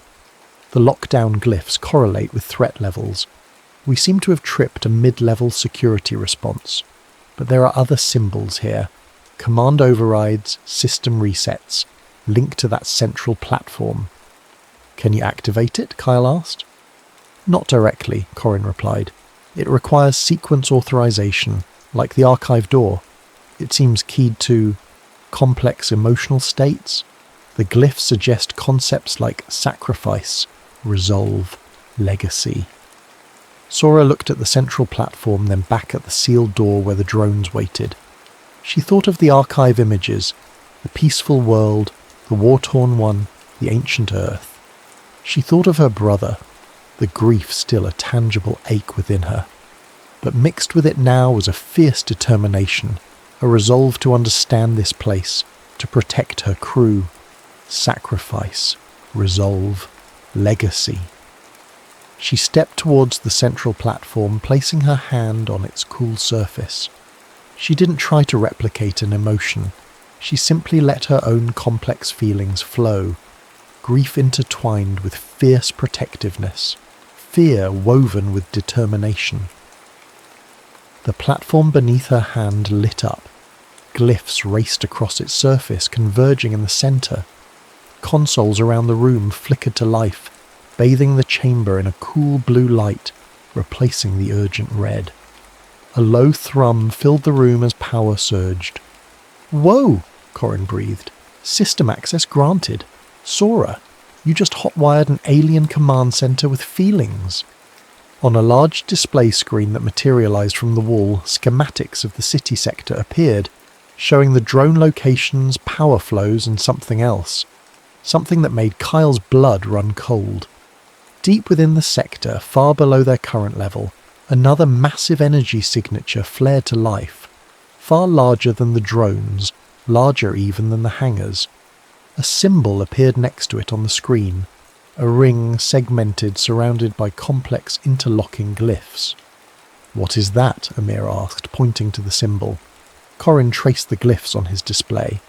According to this, they called it the Sky Gate, the path between stars. They hadn't just triggered the security drones, they had started the activation sequence for a Stargate. The activation of the Sky Gate sent a palpable tremor through the command chamber, a deep resonant hum that vibrated up through the floor. On the main display, the ring symbol pulsed with intensifying energy, drawing power from conduits that snaked through the schematic like luminous serpents. The city wasn't just waking up, it was preparing for departure. Okay, activating a potential interstellar transport system while killer drones are trying to break down the door might not have been Plan A, Corin quipped, though his fingers flew across the holographic interface projected from his wrist unit, cross-referencing the newly accessible data streams. Good news. Sora's emotional login gave us significant system privileges. Bad news. The gate activation seems to have triggered higher-level defense protocols. As if on cue, the display shifted, showing external views. The Scarab drones outside the bunker were now being joined by larger, more menacing shapes, detaching from previously unseen alcoves high in the cavern walls. These were angular, almost skeletal fighter craft, different from the manta shapes in the main hangars, clearly automated defense units. They began engaging the Scarab drones, streaks of energy fire crisscrossing the vast underground space. "Infighting?" Amir asked, bewildered. "Why would the city's defences attack each other?" Corin highlighted sections of the newly accessed data. Hypothesis. The Scarab drones represent a localized, perhaps sector-specific security system, maybe even one that's degraded or corrupted over millennia. These new fighters, they seem linked directly to the gate's activation sequence. A primary defense grid, maybe? Purging the lesser systems that responded incorrectly to our presence. Or, Sora suggested quietly, her eyes fixed on the unfolding battle. Maybe the Scarabs were the original defense, and these new ones are something else, something left behind by whoever damaged those ships in the hangar. Kyle watched the silent, deadly ballet on the screen. Whatever the reason, it buys us time. Corin, focus on the gate. What does it take to stabilize it? Can we shut it down? Working on it, Corin muttered. The glyphs are complex. It's not just engineering, it's almost ritualistic. There are sequences tied to celestial alignments, energy harmonics, and this. He projected an image onto the main screen. The twin sun symbol they'd seen in the archive, now intricately linked with the gate schematics. Amir stepped closer, his geologist's eye for patterns finding purchase even in the alien script. The twin suns. Look how they're positioned relative to the gate symbol, and these branching pathways. It's like the map in the archive chamber. Two primary destinations, maybe, linked to the two branches of, well, whoever these people were. He traced a flow diagram. It seems the gate requires alignment not just physically, but energetically, tuned to a specific destination frequency. "Can you identify the destinations?" Kyle pressed. Amir studied the glyphs, comparing them to the archive images. "This sequence," he pointed, "seems to correspond with the peaceful jungle world. The glyphs evoke harmony, growth, origin. This other sequence," he indicated a more complex, jagged set of symbols, "matches the war-torn world. These glyphs suggest struggle, division, terminus." Origin and terminus, Sora breathed. 2 paths for humanity's ancestors. Commander, Corin suddenly shouted. Power fluctuations. The gate activation is drawing immense energy, but the flow is unstable. The battle outside, secondary explosions. They're damaging some primary conduits. If the grid destabilizes completely, the gate could overload, the resulting energy discharge. He didn't need to finish the sentence. A blast that could power interstellar travel, unleashed uncontrollably within a confined underground city. It would vaporize everything. Kyle scanned the chamber schematics Corin projected. Power regulation nodes. Where are they? Corin highlighted several points on the city map, deep within the sector, some in areas now crawling with the battling drones and fighters. There are primary junctions, but accessing them is suicide. There might be a master regulation conduit accessible from beneath this command chamber. It's a long shot, requires bypassing multiple safety interlocks. If it stops this place from blowing up, we take it, Kyle said decisively. Sora, can you open a maintenance access way? Sora, already anticipating, focused on the central platform where she'd initiated the override.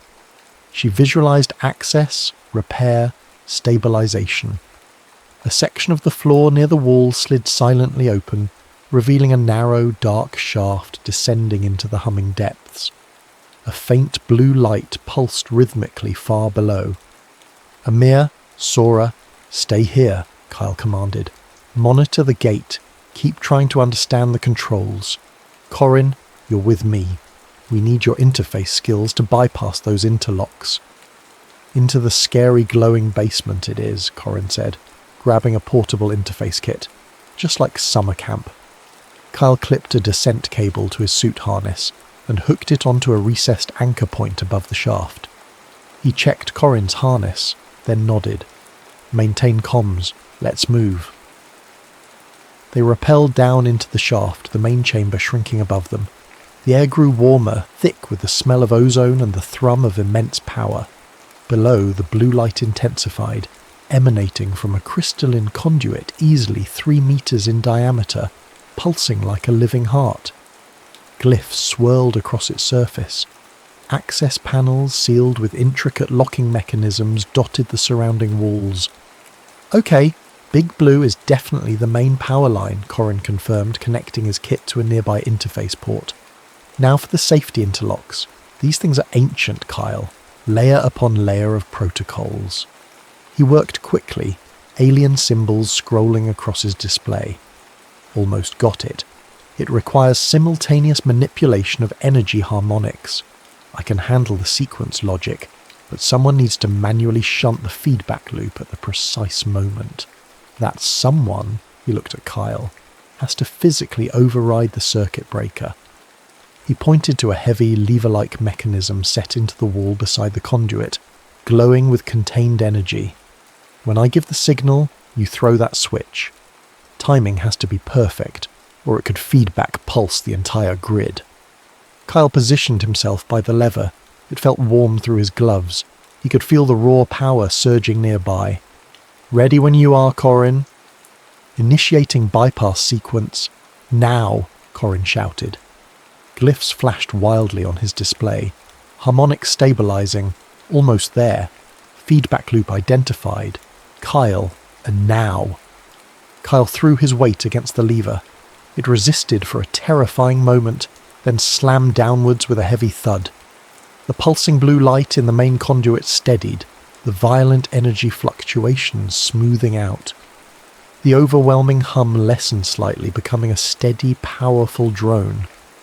Did it work? Kyle asked, breathing heavily.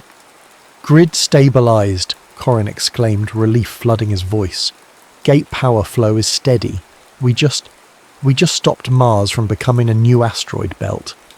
Suddenly Sora's voice crackled over the comms, tight with urgency. Commander, something's happening with the gate. The alignment, it's locking, but it's not pointing to the origin world or the terminus world. It's cycling through other coordinates, unfamiliar star systems. One of them. Commander, it looks like Sul. It's trying to lock onto Earth. The revelation hung in the subterranean air. the Skygate stabilised but now cycling through destinations, potentially locking onto Earth.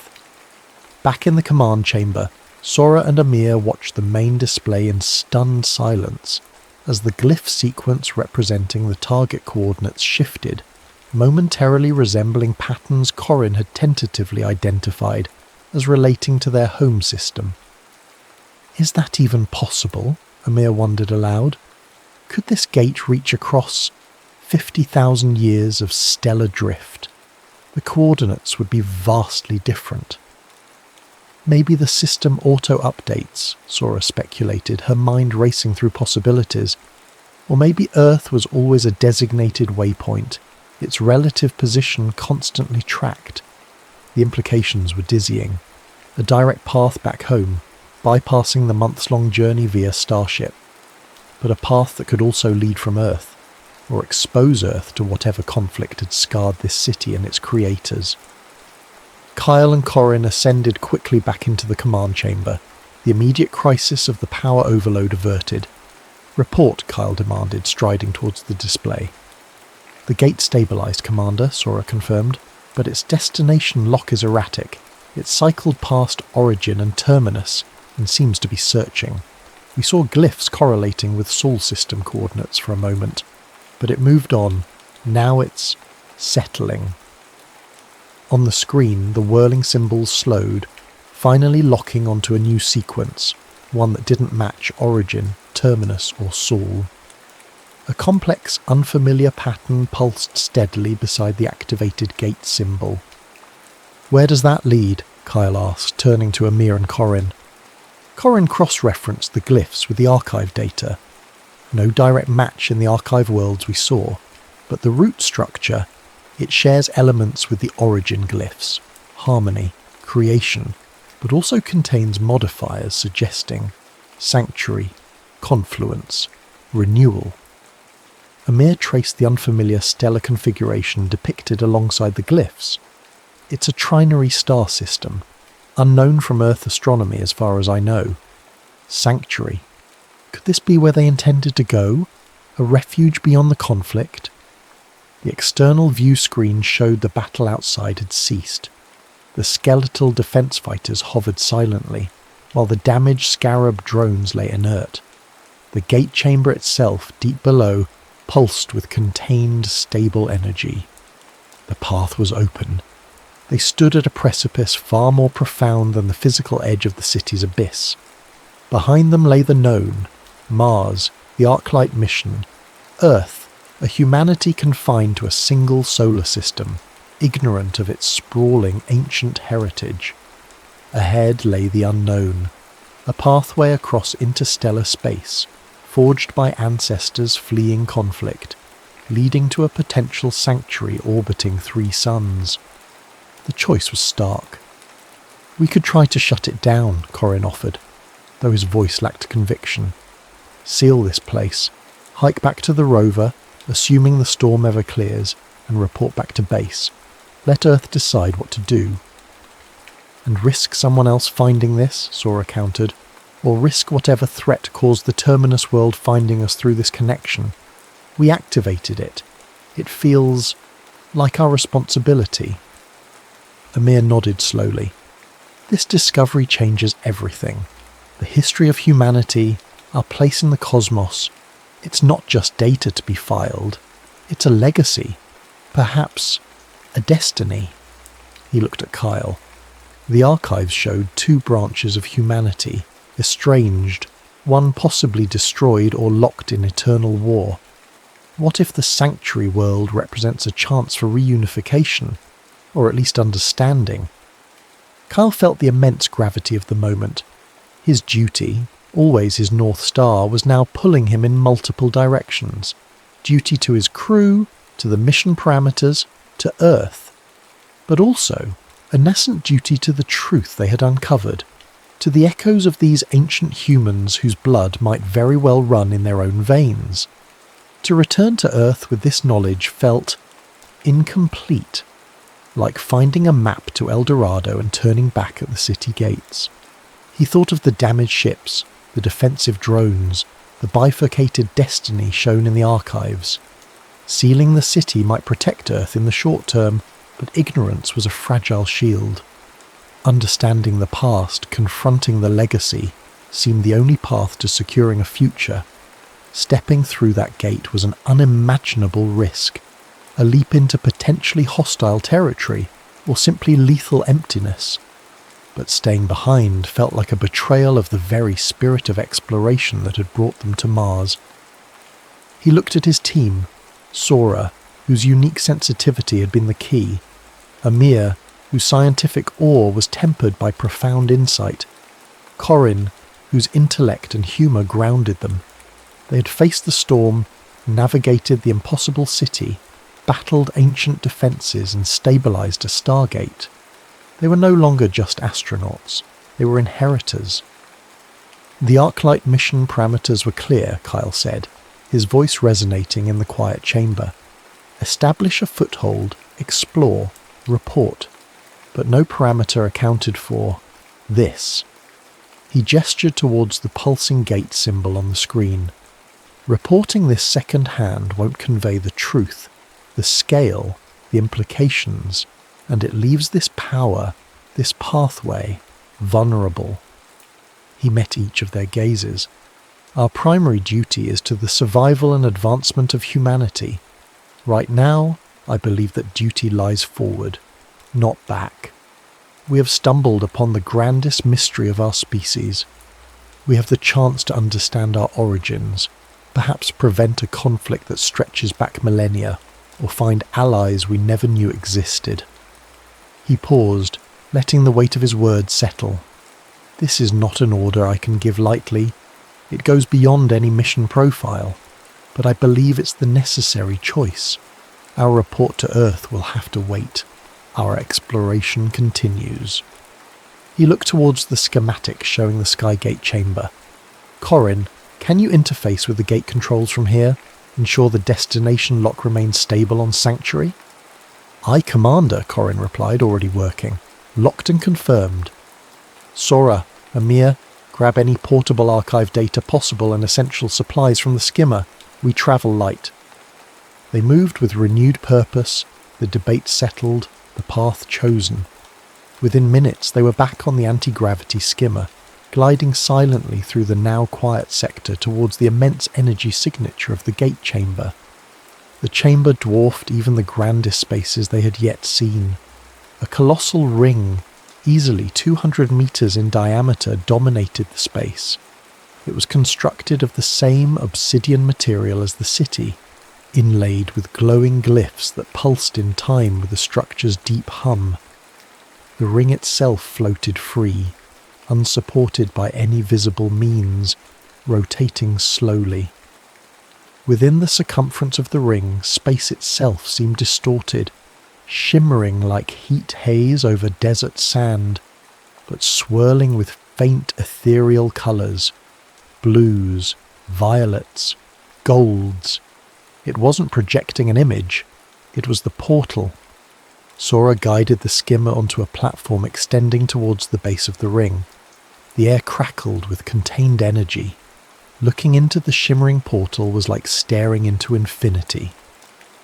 Kyle Vance stood at the edge, his crew beside him. The red dust of Mars felt a universe away. He took a final look back at the vast, silent city, the vault of Tharis, cradle and tomb, testament to a lost epoch. Then he turned towards the swirling light. "Lieutenant Kim, take us through," Commander Kyle Vance ordered, his voice steady, resonant with the immensity of the step they were about to take. Sora focused her intent and the skimmer moved forward, crossing the threshold from the known into the utterly unknown. The shimmering light enveloped them, not blinding but cool, silent, erasing the obsidian chamber from view. For a heart-stopping moment, there was nothing but the swirling colours and the feeling of transition, of movement beyond comprehension. Then, new light dawned ahead. They emerged not into darkness, but into the soft, multi-hued glow of a sky illuminated by 3 suns, one golden, one pale blue, one a gentle crimson. casting long, strange shadows across a landscape unlike anything they had ever imagined. The Vault of Tharis was behind them. The journey into humanity's forgotten past and uncertain future had truly begun. The gate shimmered, waiting, a path between worlds left open.